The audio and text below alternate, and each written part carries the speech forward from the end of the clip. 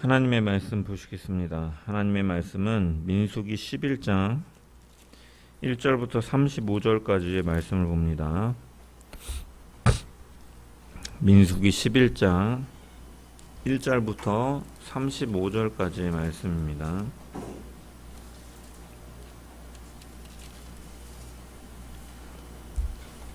제가 하나님의 말씀을 봉독합니다. 여호와께서 들으시기에 백성이 악한 말로 원망하매 여호와께서 들으시고 진노하사 여호와의 불을 그들 중에 붙여서 진영 끝을 사르게 하시매 백성이 모세에게 부르짖음으로 모세가 여호와께 기도하니 불이 꺼졌더라. 그곳 이름은 다베라라 불렀으니 이는 여호와의 불이 그들 중에 붙은 까닭이었더라. 그들 중에 섞여 사는 다른 인종들이 탐욕을 품음에 이스라엘 자손도 다시 울며 이르되 누가 우리에게 고기를 주어 먹게 하랴. 우리가 애굽에 있을 때에는 값없이 생선과 오이와 자매와 부추와 파와 마늘들을 먹은 것이 생각나거늘 이제는 우리의 기력이 다하여 이 만나 외에는 보이는 것이 아무것도 없도다 하니 만나는 가시와 같고 모양은 진주와 같은 것이네요.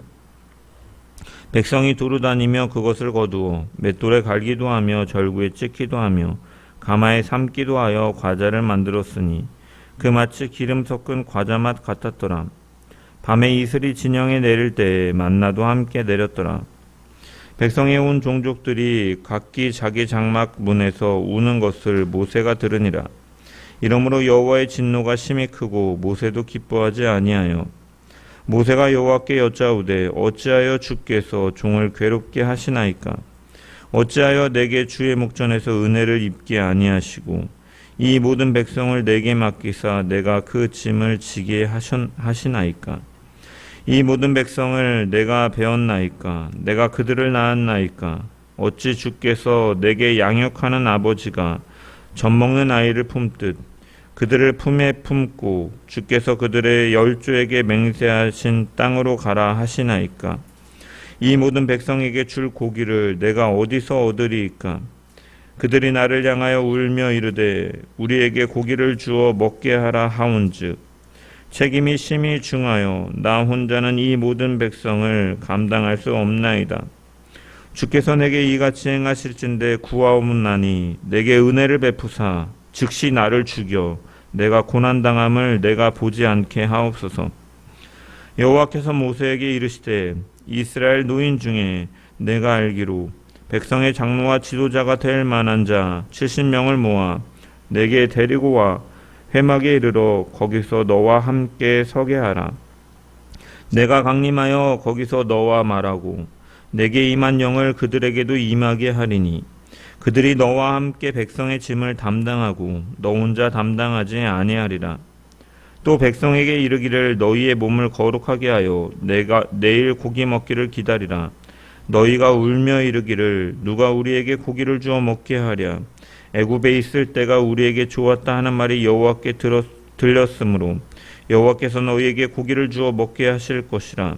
하루나 이틀이나 닷새나 열흘이나 20날만 먹을 뿐 아니라 냄새도 싫어하기까지 한 달 동안 먹게 하시리니 이는 너희가 너희 중에 계시는 여호와를 멸시하고 그 앞에서 울며 이르기를 우리가 어찌하여 애굽에서 나왔던가 함이라 하라. 모세가 이르되 나와 함께 있는 이 백성의 보행자가 60만 명이 온데 주의 말씀이 한 달 동안 고기를 주어 먹게 하겠다 하시오니 그들을 위하여 양떼와 소떼를 잡은들 조카오며 바다의 모든 고기를 모은들 조카오리이까? 여호와께서 모세에게 이르시되 여호와의 손이 짧으냐? 내가 이제 내 말이 내게 응하는 여부를 보리라. 모세가 나가서 여호와의 말씀을 백성에게 알리고 백성의 장로 70인을 모아 장막에 둘러 세우매 여호와께서 구름 가운데 강림하사 모세에게 말씀하시고 그에게 임한 영을 70장로에게도 임하게 하시니 영이 임하신 때에 그들이 예언을 하다가 다시는 하지 아니하였더라. 그 기명된 자 중 엘다시라 하는 자와 메다시라 하는 자 두 사람이 진영에 머물고 장막에 나아가지 아니하였으나 그들에게도 영이 임하였으므로 진영에서 예언한지라. 한 소년이 달려와서 모세에게 전하여 이르되 엘닷과 메닷이 진중에서 예언하니이다 하매 택한 자 중 한 사람 곧 모세를 섬기는 눈의 아들 여호수아가 말하여 이르되 내 주 모세여 그들을 말리소서. 모세가 그에게 이르되 내가 나를 두고 시기하느냐. 여호와께서 그의 영을 그의 모든 백성에게 주사 다 선지자가 되게 하시기를 원하노라. 모세와 이스라엘 장로들이 진중으로 돌아왔더라. 바람이 여호와에게서 나와 바다에서부터 메추라기를 몰아 진영 곁 이쪽 저쪽 곧 진영 사방으로 각기 하루길 되는 지면이 2규빗쯤에 내리게 한지라. 백성이 일어나 그날 종일 종야와 그 이튿날 종일토록 메추라기를 모으니 적게 모은 자도 10호멜이라. 그들이 자기를 위하여 진영 사면에 펴 두었더라. 고기가 아직 이 사이에 있어 씹히기 전에 여호와께서 백성에게 대하여 진노하사 심히 큰 재앙으로 치셨으므로 그곳 이름을 기브로 탔다 아와라 불렀으니 욕심을 낸 백성을 거기 장사함이었더라. 백성이 기브로 탔다 아와와에서 행진하여 하세롯에 이르러 거기 거하니라. 아멘. 말씀을 통한 주의 은혜와 평강이 모인 모든 자들 가운데 넘치기를 축원합니다. 하나님께서는 하나님의 백성인 우리가 언제나 감사하며 살기를 원하십니다. 그러나 동시에 하나님께서는 우리가 연약한 존재임을 잘 알고 계십니다. 그래서 때로는 우리가 고난 중에 외롭고 힘들다고, 또한 억울한 일을 당하였을 때 억울하다고 호소할 때, 또한 우리가 아플 때 아프다고 울부짖으면서 하소연할 때도 하나님께서는 그 마음을 들으시고 품어주시는 분이십니다. 그래서 하나님을 향한 많은 시편 찬양을 지은 다윗은 그가 지은 시편 찬양을 보면 수없이 탄식하는 것을 또한 볼 수가 있죠.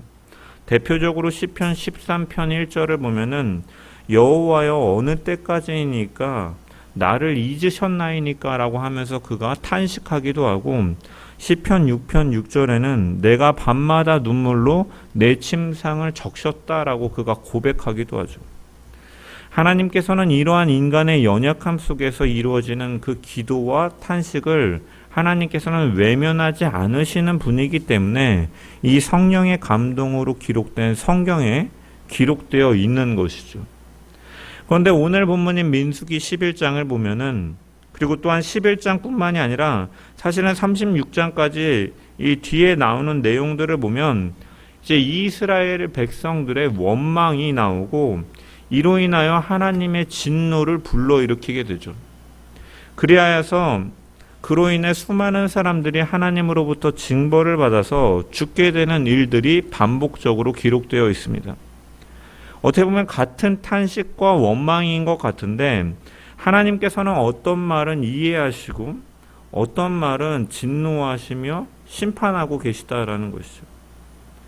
사실 오늘 본문에 등장하는 이스라엘 백성들의 말도 어떻게 보면 그렇게 심한 말로 보기는 어려울 수도 있습니다. 4절에서 5절 말씀을 보면은 그들이 이렇게 말을 합니다. 누가 우리에게 고기를 주어 먹게 하랴? 우리가 애굽에 있을 때는 값없이 생선과 오이와 참외와 부추와 파와 마늘을 먹은 것이 생각난다 라고 말을 하죠. 이 말에 담긴 마음은 아마도 이런 뜻이죠. 매일 만나만 먹으니 정말 지겹구나. 우리는 고기가 먹고 싶다. 애굽에서 그렇게 먹었던 때가 오히려 더 나았던 것 같다 라고 말하는 것이죠. 저도 이런 이스라엘 백성들의 마음이 심정적으로는 한편 이해가 되기도 합니다. 저 역시 똑같은 음식을 계속해서 못 먹는 편이기 때문이에요. 아무리 맛있는 것도 한 2번 연속으로 먹으면 3번째는 사실 먹고 싶지가 않아요. 그래서 다른 걸 찾게 됩니다. 그래서 가끔은 이제 아내가 뭐라 하기도 해요. 새로운 거 내놓기 힘들다라고 혼나기도 해요, 아내한테. 하울이도 저랑 비슷해요. 똑같은 걸 먹으면 한 3번째쯤 정도에는 다른 거 달라고 말합니다. 지겹다고 말해요. 근데 하나님께서 어떻게 보면 이러한 이스라엘 백성들이 심하지 않은 것과 같은 이러한 원망을 하나님께서는 그냥 넘어가지 않으신다라는 것이죠. 왜냐? 이 말을 단순히 뭐 반찬 투정하는 정도의 문제로 보시고 계신 것이 아니라 하나님의 은혜와 인도하심을 가볍게 여기고 부정하고 거부하는 행위로 하나님께서 말씀하고 계시기 때문이죠. 함께하고 계신 여호와를 너희들이 멸시하였다라고 말씀하고 계시기 때문입니다. 근데 이전에도 보면 이스라엘 백성들은 오늘과 똑같은 이 본문과 똑같은 불평이 이전에도 있었습니다. 애굽에서 나온 이후에 시내산으로 들어가기 전에 이제 광야 시대의 첫 번째를 기록한 이제 출애굽기 16장의 말씀을 보면은 그들이 이스라엘 자손이 그들에게 이르되 우리가 애굽 땅에서 고기가마 곁에 앉아 있었던 때와 떡을 배불리 먹던 때에 여호와의 손에 죽었더라면 좋았을 것을 너희가 이 광야로 우리를 인도하여 내어 이 온 회중이 줄여 죽게 하는도다라고 그들이 말을 합니다. 이 말에 대해서 하나님께서는 내가 이스라엘 자손의 원망함을 들었노라. 그들에게 말하여 이르기를 너희가 해질 때에는 고기를 먹고 아침에는 떡으로 배부르리니 내가 여호와 너희의 하나님인 줄 알리라 하라 하시니라 라고 말씀하시고 저녁에는 메추라기를 아침에는 만나를 주셨다라고 출애굽기 16장에 기록되어 있습니다. 그때는 하나님께서 진노하시고 이스라엘에게 형벌을 주신 것이 아니라 그들의 요구대로 만나와 메추라기를 주셨습니다. 만나와 메추라기뿐만이 아니라 뒤에 나오는 다른 사건들도 마찬가지예요. 성경학자들은 시내산을 중심으로 이제 광야 시대 첫 번째와 광야 시대 두 번째로 이렇게 분류합니다. 그래서 출애굽기 13장부터 이제 18장까지 이제 그 시간들을 광야 시대 1기로, 그리고 시내산 이후에 민수기 11장부터 36장까지를 광야 시대 2기로 분류하는데, 사실 이때 등장하는 여러 사건들은 이 연대기적으로 시간 순으로 기록된 것이 아니라 어떠한 정해진 주제에 따라서 선별된 내용들입니다. 그래서 사실 이 출애굽기 13장부터 18장의 이러한 내용들과 이 민수기의 내용들이 사실은 그 정해진 주제로 기록되었기 때문에 사실 평행을 이루어요. 매칭이 됩니다.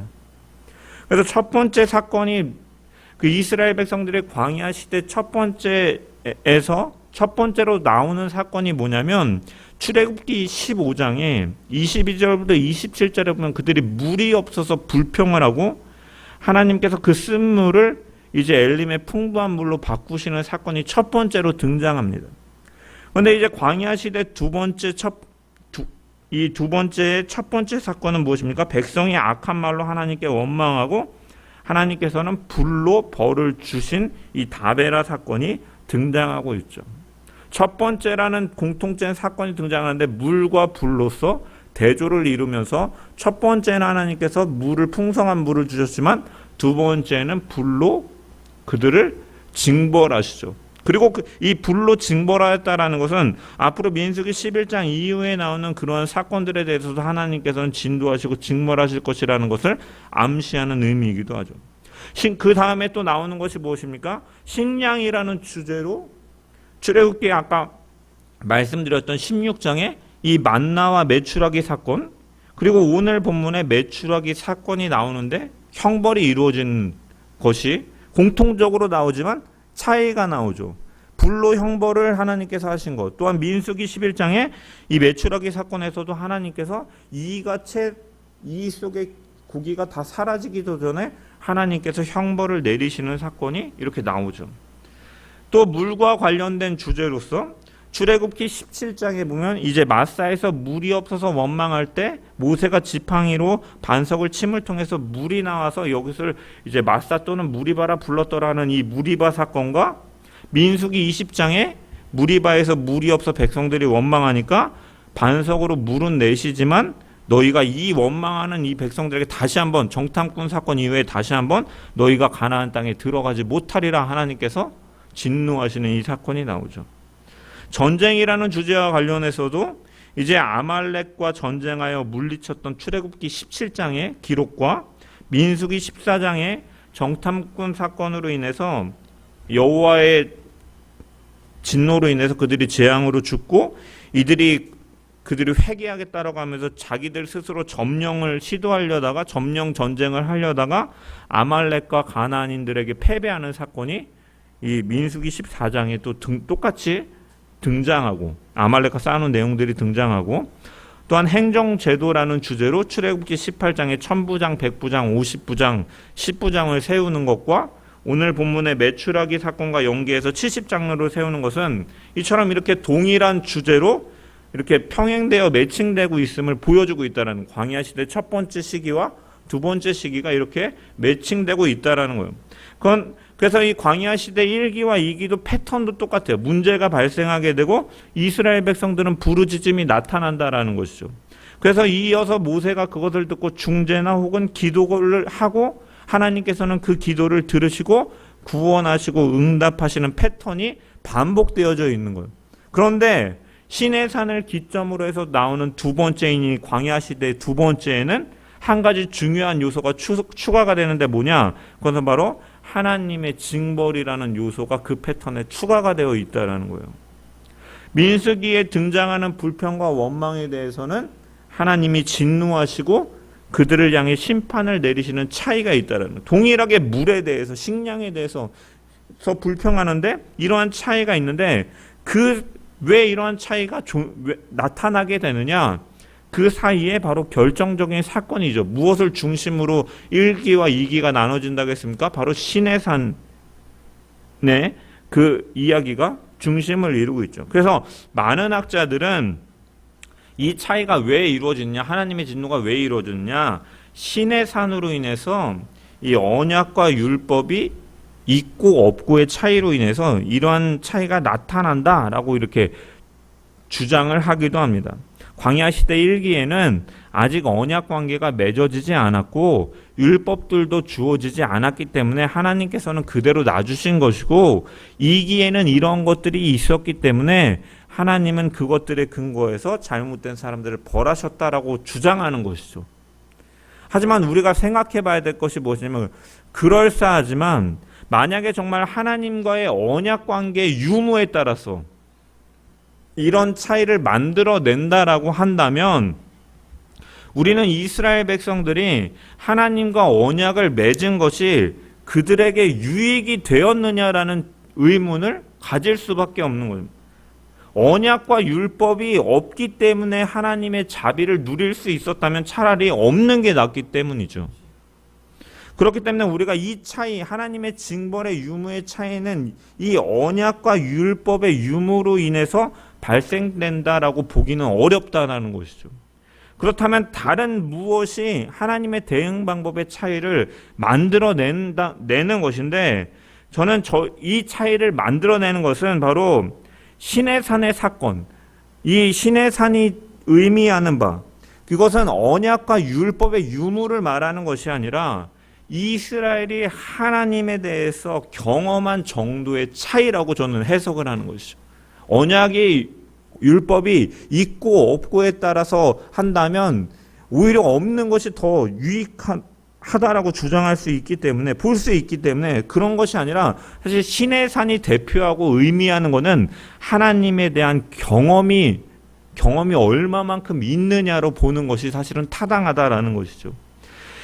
이스라엘 백성들은 이미 광야 시대의 그 첫 번째 시간들을 통해서 구원자로서 하나님에 대한 그 경험들, 자신들을 돌보시고 보호하시는 하나님에 대한 놀라운 경험들을 이뤄가는 시간들이었죠. 아말렉과의 전쟁에서도 승리하게 하시고 홍해를 가르시고 먹을 것이 없을 때 만나 메추라기를 먹이시고 물이 없을 때 쓴물이 날 때 반석을 치게 하심으로 물이 풍성할 수 있도록 이러한 것들을 경험하고 있죠. 그리고 그 경험들을 바탕으로 시내산에서 하나님과 언약 관계를 맺죠. 그곳에서 하나님께서는 이스라엘 백성들에게 직접적으로 말씀하시고 또한 하나님의 영광이 임하는 것을 보여주시고 율법을 그들에게 하나님의 백성으로서 살아갈 수 있는 법을 그들에게 주셨고 언약이 체결되었죠. 이들은 하나님이 함께 하신다라는 상징인 성막도 그들이 그 시내산에서 1년여간 체류하면서 건설하였고 각종 제사제도와 더불어 하나님의 백성으로 살아가는 그 세세한 율법을 받았다라는 것이죠. 시간상으로 보면 이스라엘이 하나님을 알고 경험하는 시간이 이미 1년 정도 이상의 시간이 흐른 뒤였다라는 거예요. 그러므로 이들은 이제 하나님과의 관계에서 그들이 경험하고 바라보았고 은혜를 계속해서 주셨기 때문에 이들은 더 이상 어린아이가 아니라 다 자란 청년과 같은 자로서의 믿음의 모습을 보여야 됐던 것이죠.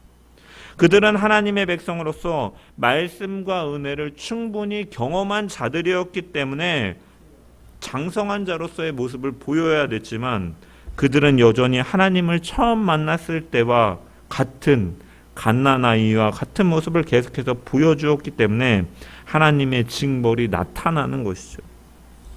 그래서 히브리서 5장 12절에서 14절의 말씀을 보면 이렇게 말씀합니다. 때가 오래되었으므로 너희가 마땅히 선생이 되었을 터인데 너희가 다시 하나님의 말씀의 초보에 대하여 누구에게서 가르침을 받아야 할 처지이니 단단한 음식은 못 먹고 젖이나 먹어야 할 자가 되었도다. 이는 젖을 먹는 자마다 어린아이니 의의 말씀을 경험하지 못한 자요. 단단한 음식은 장성한 자의 것이니 그들은 지각을 사용함으로 연단을 받아 선악을 분별하는 자들이니라 라는 말씀처럼 이스라엘은 이제 젖이나 먹는 아기가 아니라 단단한 고기를 먹는 자들과 같이 되어 있어야 하는데 그렇지 못하였다라는 것이죠. 이처럼 이스라엘에 대한 하나님의 대처 방식의 차이는 하나님에 대한 지식과 경험의 정도로 인해 나타나고 있는 것이죠.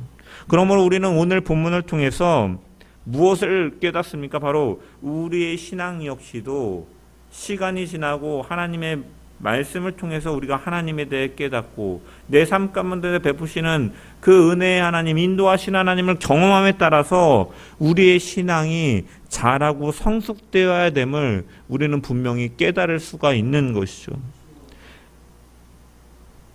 여러분들은 예수님을 믿으신 지 얼마나 되었습니까? 말씀을 들은 지는 몇 년이 되었습니까? 하나님께서 우리의 삶 가운데 응답하시는 기도, 이끄시는 길, 은혜의 흔적들은 사실 많이 있다라는 것이죠. 그렇다면 이제 우리는 그 하나님을 아는 만큼 다르게 반응으로 나타나야 되는 것이죠. 반복되는 시험 앞에서, 고통의 상황 속에서, 만족스럽지 않은 현실 속에서도 우리는 갓난아이에서 이제는 벗어나서 장성한 자와 같이 성숙한 신앙의 열매로 나타나야 맺어져야 되는 자들이 되어가는 줄 믿습니다.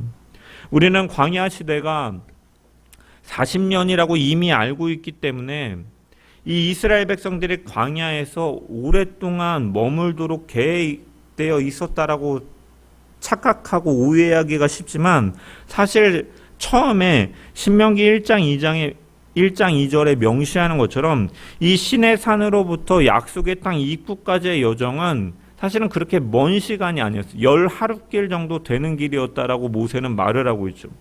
물론 이스라엘 백성들의 숫자도 많고 노인과 아이들과 가축도 있었기 때문에 평균적인 여행객들의 속도보다는 늦을 수밖에 없었고 이것보다는 더 걸렸겠지만 그럼에도 불구하고 이 여정은 아무리 길어도 2, 3개월밖에 걸리지 않는 원래는 거리입니다. 그러므로 우리는 이러한 불순종의 이야기가 사실은 극히 짧은 여정이라는 맥락 속에서 해석되어야 되는 것이죠. 하나님께 대하여 순종하는 태도를 견지했으면 그들은 얼마 안 가 여정을 끝내고 하나님의 도움으로 정복전쟁을 끝낸 후에 그 땅의 소산을 먹을 수가 있었겠지만 이스라엘은 그 짧은 기간을 견디지 못하고 여전히 어린아이와 같은 신앙으로 불평하다가 하나님의 징계를 받고 있는 것이죠. 그래서 1절의 말씀을 보면 이 백성이 악한 말로 원망하게 하메라고 기록되어 있는데 이 말을 원문으로 보면은 함 크미트온님이라는 말이 사용되어 있는데 여기 보면은 이 전치사 크하고 미트온님이라는 단어가 이제 합성되어서 나타나는데 이 전치사 크는 어떠한 의미냐? 정말로 그러하다, 진실로 그러하다라는 의미예요. 뒤에 나오는 게 정말로 그러한.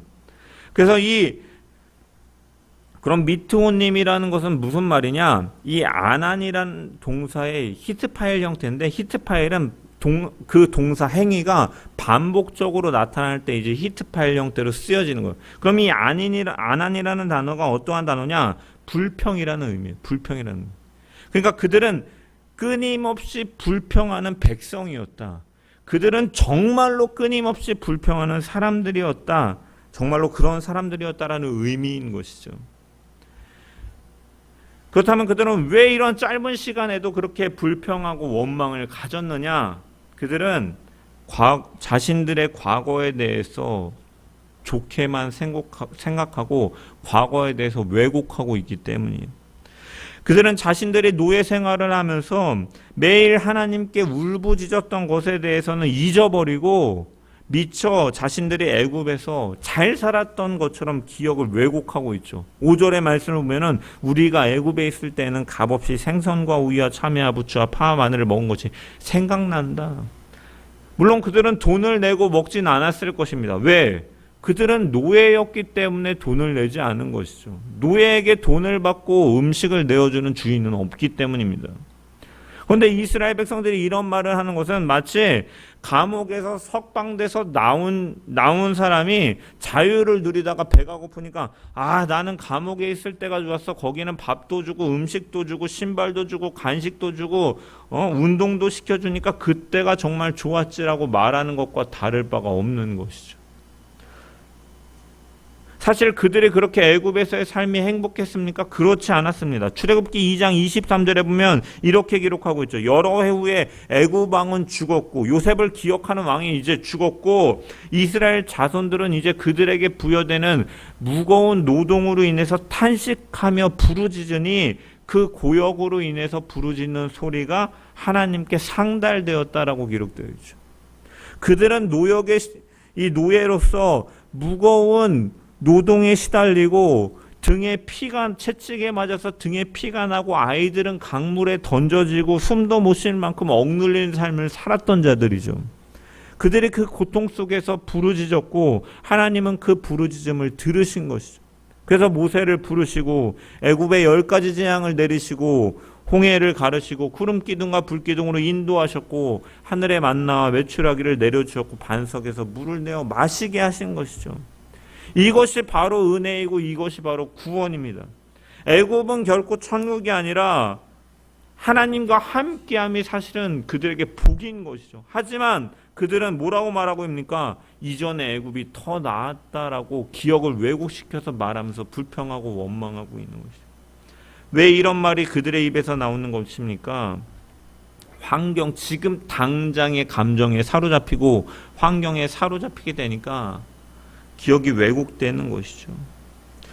우리를 유혹하고 넘어뜨리는 사단은 우리를 강제로 무너지게 하지 않습니다. 우리의 시선을 바꿔놓는 자꾸 환경에 집중하게 함으로써 지금 현실에 대해서 감사하지 못하게 하고 예전의 상태를 더 나았다라고 하면서 지금 이 순간을 불평하게 하는 것이죠. 그래서 하나님의 은혜를 잊게 하고 현재의 인도하심은 무시하게 만들고 과거의 이전의 생활은 낭만적으로 포장해서 지금에 만족하지 못하고 감사하지 못하게 만드는 것이죠. 하지만 애굽이 축복이었던 적은 없는, 애굽은 사망의 자리였던 거예요.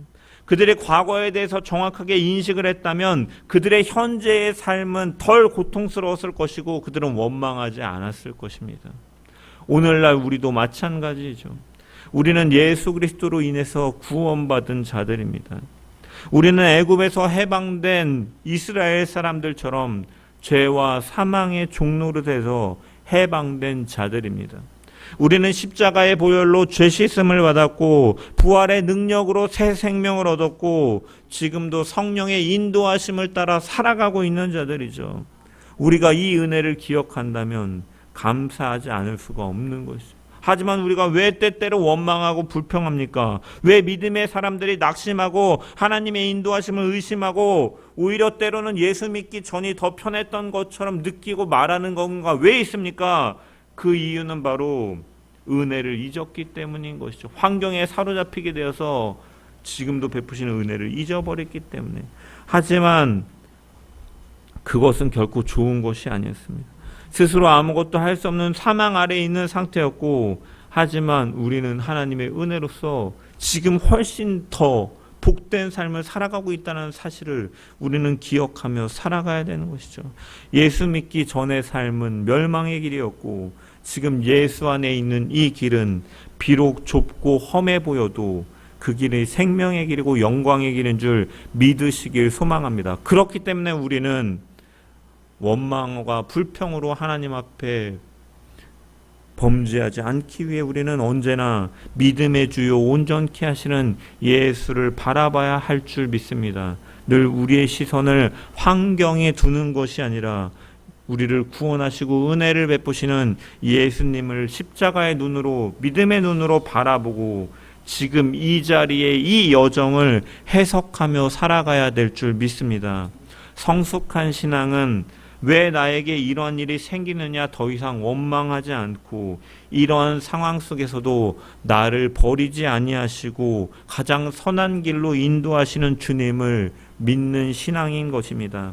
성숙한 신앙은 상황에 이끌려가는 감정이 아니라 십자가와 부활을 기억하며 지금도 나와 함께 하시는 그 인도하심을 신뢰하며 가는 것인 줄 믿습니다. 구원받은 성도는 더 이상 이전을 그리워하지 않습니다.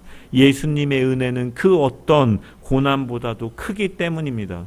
그렇기에 우리가 붙들어야 될 것은 옛날의 기억이 아니라 지금도 나를 붙들고 계시는 십자가의 은혜, 그 사랑인 줄 믿습니다. 그 은혜를 붙들고 살아가는 우리 모든 자들 되기를 주의 이름으로 간절히 축원합니다. 또한 원망은 단지 마음속의 감정의 문제만이 아니라 내가 지고 있는 짐이 무거워졌다라고 느껴지는 신호이기도 하죠. 이스라엘 백성들이 처음에는 불평하다가 나중에는 이제 장막 문 앞에서 소리내어 울기 시작하니까, 그리고 울면서 원망하니까 모세의 마음에도 이제 하나님을 원망하는 마음이 생기죠. 여기서 보면 모세가 이렇게 말하는 것을 보면 이 원망은 이스라엘 백성들을 향한 원망이 아니라 주께서 종을 괴롭게 하시나이까 하며 하나님을 향한 원망으로 가고 있는 것이죠. 원망하는 마음이 생기고 있는, 내게 주의 목전에서 은혜를 입게 아니하시고 이 모든 백성을 내게 맡기사 내가 그 짐을 지게 하시나이까, 이 모든 백성을 내가 배웠나이까, 내가 그들을 낳았나이까 라고 그가 원망하는 것이죠.